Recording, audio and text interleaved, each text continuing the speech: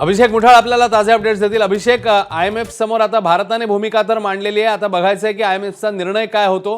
पण ज्या पद्धतीने भारताने ही भूमिका मांडलेली आहे, पाकिस्तानच्या कुठेतरी आर्थिक नाड्या आता आवळण्याचाच प्रयत्न आहे हा आंतरराष्ट्रीय स्तरावर। अभिषेक, नक्कीच यामध्ये जर का पाहायचं तर आंतरराष्ट्रीय नाणेनिधीकडनं पाकिस्तानसाठी $1 अब्ज विस्तारित निधीसाठी सुविधा जी आहे ती एकूणच कर्ज आढावा त्यांच्याकडनं आज घेण्यात आलेला आहे। सोबतच $1.3 अब्ज कर्जासंदर्भात देखील विचार व्हावा अशा प्रकारची मागणी ही पाकिस्तानकडनं ठेवण्यात आली आहे। मात्र भारताकडनं या संदर्भात भूमिका घेण्यात आलेली आहे आणि सरळ निधीचा जो पाकिस्तानकडनं स्टेट स्पॉन्सर टेररिझमसाठी गैरवापर होण्याचा धोका जो आहे तो वर्तवण्यात आलेला आहे। सोबतच भारतानं हे मत आंतरराष्ट्रीय नाणेनिधीच्या कार्यकारी मंडळासमोर आपल्याला ठेवल्याचं पाहायला मिळत आहे। मागील 35 वर्षांमध्ये IMF कडनं जो निधी दिला गेलेला आहे तो कुठेतरी दहशतवादासाठी वापरला जातो आहे अशा प्रकारचा भारताकडनं सांगण्यात आलेला आहे। आणि आता सध्याला जर का पाहायचं तर नेमकं IMF या संदर्भात काय निर्णय घेत आहे हे बघणं महत्त्वाचं असणार आहे। एकूणच IMFच्या निर्णयाकडे संपूर्ण जागतिक समुदायाचं देखील